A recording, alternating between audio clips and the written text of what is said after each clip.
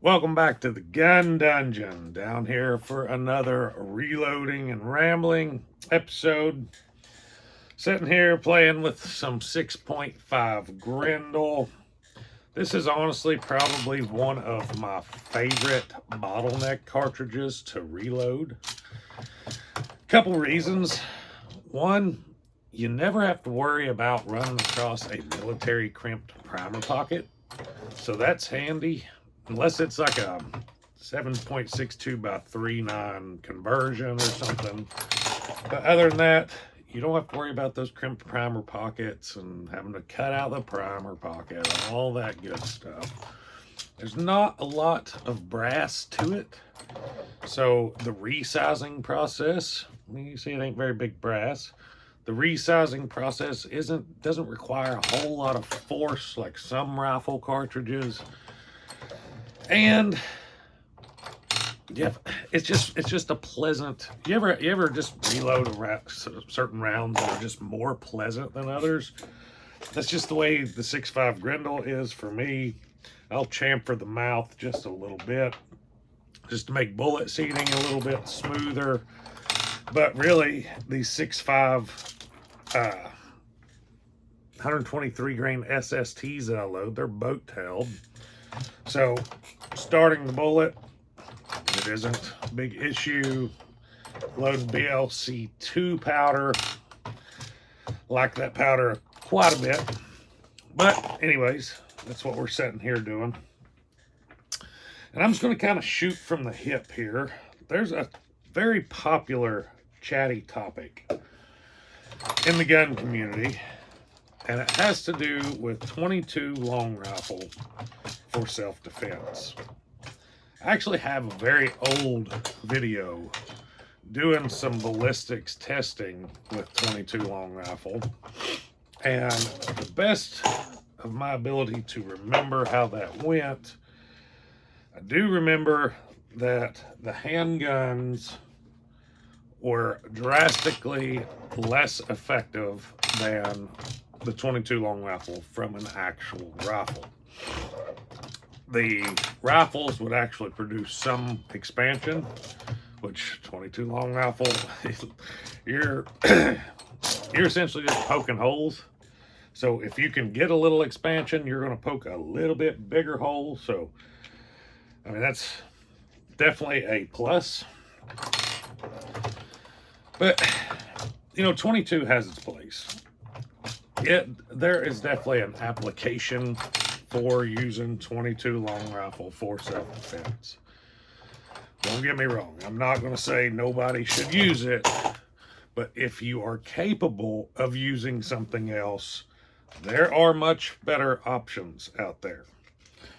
But in the sense that someone has to use a 22 long rifle, there are actually a wide spread of different types of ammunition for the 22 long rifle, some of which are much better for defense than others. Like, for instance, if I was going to be using one, I would probably be using the Federal Punch line or CCI Stinger, something like that, something a little bit more modern, I guess. The Stinger ain't really that modern, but it is a lighter bullet going fairly quick. So I would probably opt for something like that. I would also make sure that I have shot several of whatever brands, and probably even narrow it down to lot numbers of the rimfire ammunition that I was going to be using, just because I have had a lot of duds, and that's what I'm going to call them, is duds, or fell to fires from rimfire ammunition, even quality brand ammunition, not just Remington Thunderbolt junk bulk stuff. I've had fail to fires with CCI mini mags. I've had fail to fire with Federal. I mean, some good brand ammunition that just, it doesn't fire, and it has nothing to do with so much the quality of the make or anything. It has everything to do with the priming process of 22 long rifle. It's a compound that sets in the bottom of the case. The cases are spun, and it spins this compound around to the outside of the rim, where it is in a crease for whenever the rim firing pin hits on that edge, it essentially pinches that lip full of compound, and that is your priming component. So if that's banking on a lot. I mean, you got to have the centrifugal force, you got to have enough compound in there. There may just be an air pocket or whatever to where one little section inside that rim doesn't get the compound in it. That's where your firing pin hits and you get a dud. It's just the way that it is. So rim fires do have the tendency to be less reliable than center fire. Now, that's just generally speaking. So that is going to be probably my main concern with using 22 long rifle, because I would rather have a for sure bang with a small little 22 than just duds. The 22 is, I mean, it's going to poke a hole. How deep or how wide, that's a different story, but 22 for self-defense, like I said, it does have its applications.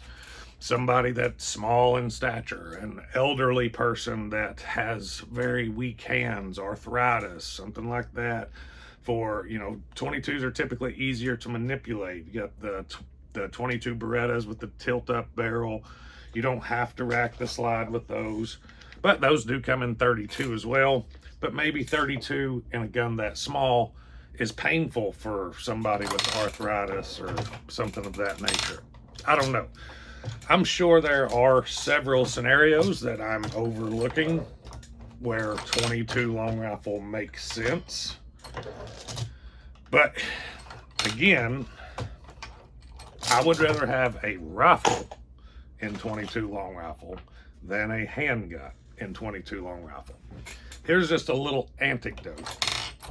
So we raise meat rabbits, and when we butcher meat rabbits, I use a 22, it's a 21A Beretta little handgun, tilt-up barrel like I was just talking about, and I dispatch the baby bunnies with a between the ear direct headshot. So close that there is powder on the fur. They're mostly white rabbits.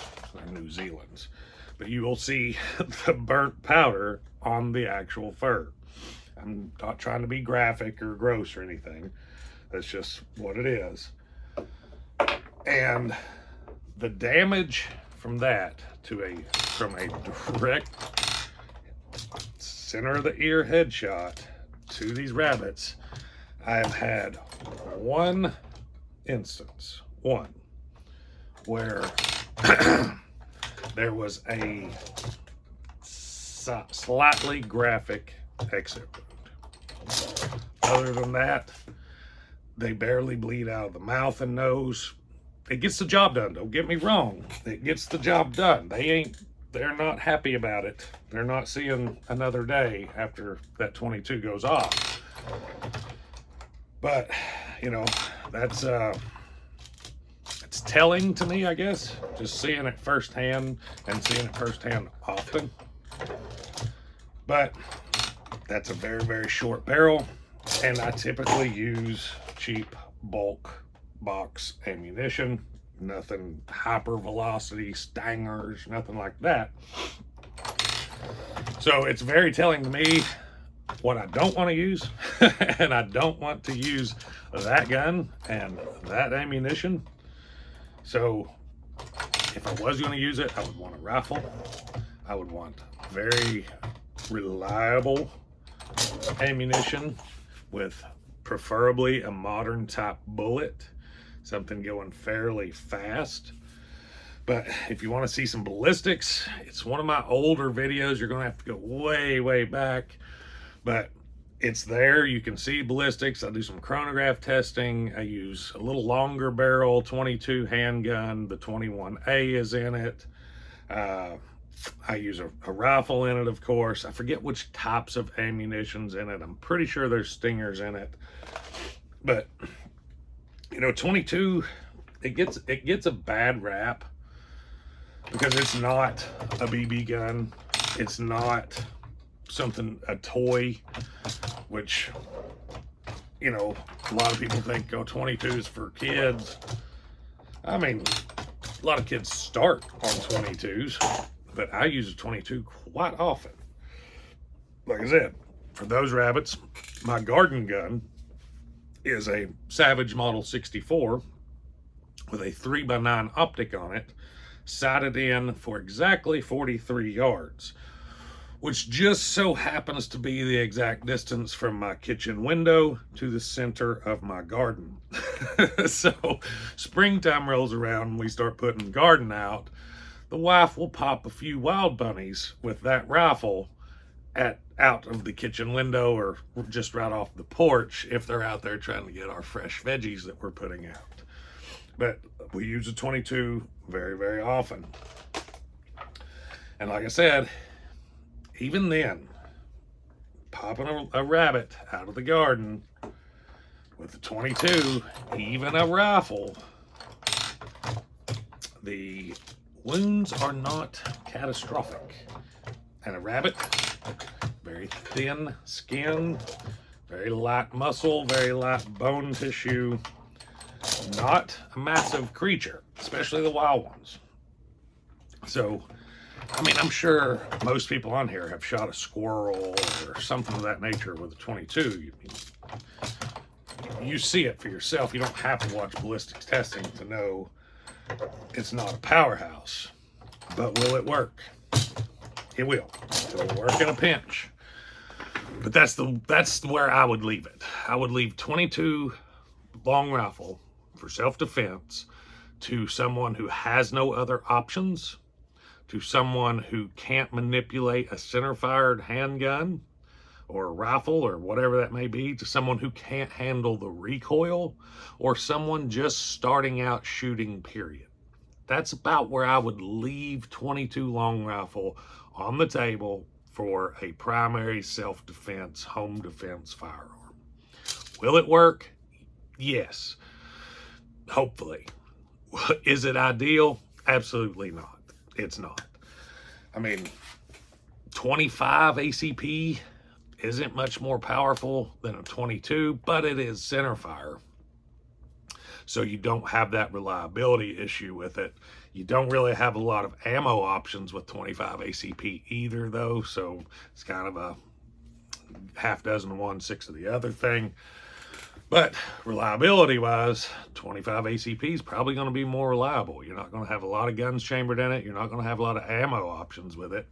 But I'd probably take a 25 over a 22 if I'm talking about a little small handgun. Just my preference. I've never seen a 25 ACP rifle. But that's what I've got for you today, guys. I've got one more 6.5 Grendel bullet laying here, which I'll probably get some more out after I turn you all loose. But we're going to go ahead and load it. And I'm going to show it to you because I think this is one of the greatest rounds ever created. Not just because I like to reload it, but I love the ballistics of this round. I love the performance of this round. And I'm just a huge 6.5 Grendel fan. So, all the way around the board. And I think y'all know that if you watch my channel very much. But anyways, until next time, guys, stay tuned.